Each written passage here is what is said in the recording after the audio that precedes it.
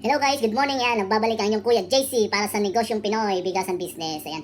May tip ako bibigay sa inyo ulit para sa makakatulong sa atin sa pag-umpisa ng negosyo natin. Siyempre, ang karamihan tanong ng mga nag-inquire sa akin, magkano ba talaga ang puhunan sa pag-umpisa ng negosyo ng bigasan?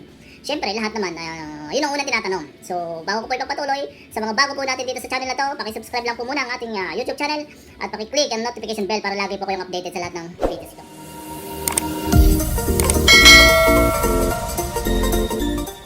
Ayan, short video lang po ulit para sa mga nagnanais na mag-umpisa ng kanilang negosyong bigasan. Siyempre, ibibigay ko po sa inyo yung dalawang option kung paano po kayo makakapag-umpisa ng inyong negosyong bigasan. Siyempre, bago po lahat, binabati ko lahat ng mga nag-comments, naging interesado doon sa post ko kanina. So, dapat mapanood nyo po itong video na to kasi ito yung umpisa nyo na at para makakuha kayo ng mga idea kung paano po talaga nag-uumpisa sa pag-negosyo ng bigasan. Una, kung ang nais nyo po ay ang negosyo nyo ay nasa palengke o sa bayan o gusto nyo ay may pwesto, ang kailangan nyo lamang pong bitawang puhunan ay 70,000. So po, 70,000, pwede na kayo makapag-umpisa ng negosyo yung bigasan sa palengke kung kayo po ay may pwesto. Yan po ay depende pa rin po sa pwesto na inyong kukunin o rerentahan. Siyempre, meron po mga mahal ang renta eh. So, yun lang po yung initial na kapital o puhunan ninyo na ibibili nyo ng bigas. So, 70,000 makakapag-umpisa na po kayo dyan. Yan na po yung pwede nyo paikutin. Kasi kung wala naman po tayong malaking puhunan, pwede na po yung 70,000 pesos. Yun. At kung itatanong nyo naman po kung saan po pwedeng makakuha ng mga, kung sino maging supplier ninyo sa kayo kukuha ng bigas. Siyempre kung halimbawa hindi namin kayo pwedeng madeliveran at medyo sobrang layo. Ay di din para may bigay ko sa inyo, kung hindi nyo pa kayang kumuha ng wholesale kung saan yun yung wholesale ay makakamura, kaya lang meron yun na minimum order. O depende doon sa mga supplier kung ilan yung mga minimum order nila kasi kalimitan yung mababa 100 sacks o 100 kaban ang dinideliver nila sa wholesale. So kung hindi nyo pa po kaya yun, angkat muna kayo dun sa mga malalaking bigasan dyan sa paligid ninyo na malapit sa inyo. For example, kung dun sa palengke na pinestuhan ninyo ay meron ding isang bigasan ding tingin nyo ay nagsusupply din sila na makakakuha kayo ng discount, pwede dun po kayo kumuha kung kayo po ay hindi namin kayang deliveran. So yun po yung tips. Pwede kayo dun kumuha, dun muna kayo bumili na pag-umpisahan ng inyong negosyo. Ayun po yung unang option. Siyempre, ang padalawang option po, ito na, halos alam mo naman po natin, tayo mga OFW, hindi naman po ganun kalaki yung mga naiipon natin para makapag-umpisa ng negosyo. So, minsan halos pantay pa nga, kumbaga lahat, kasi alam naman natin na pinadadala natin lahat yung kinikita natin sa pamilya natin sa Pilipinas. So, hindi naman ganun tayo nakakaipon ng malaki. So, yung isang option, ito po napakaganda, pwede kayo mag-umpisa na maliit lang sa halagang 30,000 pesos. Opo, 30,000 pesos, pwede na kayo mag-umpisa ng negosyo nyong bigasan. Saan nyo ito po pesto? Ito po, sa bahay nyo lang po pesto. I-home base nyo lang po to.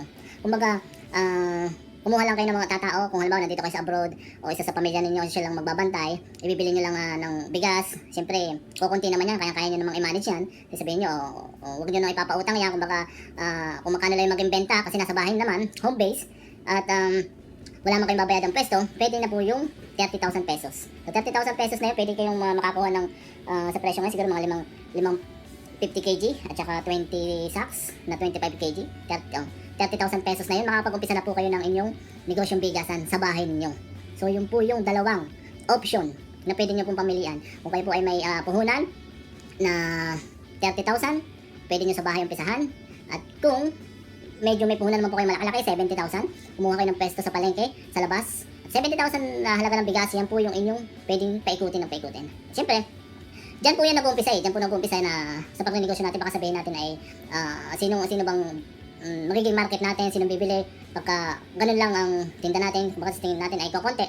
Siyempre, unang-una magiging market natin dyan ay yung mga nasa paligid natin. Kapitbahay, yung mga kaibigan, pwede po natin silang allocate kung ano po yung mga binibenta natin yan. Diyan po tayo para makilala ng ating masabi po tayo na nagtitinda na po tayo ng bigas. Kasi sa katagalan po niyan, ay dadami na rin po yung suki natin na sa ating kukuha. So huwag nyo na lamang pong taasan yung patong ninyo sa bawat kabanan yung binibiling bigas. Siyempre para huwag nyo isipin na kumita kayo na malaki. Ang inyong kunin o isipin ay makameron muna kayo ng mga customer o suki na araw-araw na kukuha sa inyo at bibili. So yun po yun. Yun lang po yung dalawang option na pwede nyo pagpilian para makapag-umpisa kayo ng inyong negosyong bigasan. So sana ay magustuhan ninyo at makapag-umpisa kayo. So sabi ko nga po sa inyo, around Metro Manila, pwede namin kayong deliveran sa mga malalapit sa branch namin sa Cavite, Bulacan, Caloocan, Laguna, Batangas. So sa Batangas ako po yung may nakakasakop. So kahit saan po kayong lugar sa Metro Manila, pwede po namin kayong dalhan. I-refer po namin kayo dun sa mga branch po namin at sila yung magdadala sa inyo. So yun po yung kagandahan sa ganitong klase ng negosyo. Through online, mag-search lang po kayo kung paano mag-umpisa. I-follow nyo po itong aking YouTube channel at paano kumita sa negosyong bigasan. At syempre, i-share ko po yun sa inyo. Syempre, yun naman po ay base na rin po sa akin mga pinag-aaralan. Kumbaga, nagsisearch din po ako sa YouTube, nagbabasa, nanonood ng mga successful story ng mga taong ganito ang negosyo. Kaya po nakakamaroon din ako ng idea. So, ganun din po kayo. I-follow nyo lang kung ano yung gusto ninyo, kung ano yung gusto nyong negosyo. Syempre, nandyan lang naman po yun kumbaga, masisearch naman po natin yan Nandyan lahat sa online yun kung ano yung mga kailangan natin Ang kagandahan po, pag meron kayong mga kagaya namin na siya pwedeng mag-guide sa inyo, pwedeng magturo sa inyo, i-follow nyo lang po yung aking page na Negosyong Pinoy. Paki-like po and paki-subscribe na rin po ng aking YouTube channel. Siyempre, itong mga videos na ginagawa ko ay pinopost ko po sa aking Negosyong Pinoy page para magkameron po kayo ng update sa negosyong bigasan business. So, yun po napakaganda. So, sana ay magkameron po yun ng magkameron ng tulong sa inyo po at maging successful po tayong lahat. And God bless guys. Maraming salamat. At next video, abangan nyo po ulit. Thank you.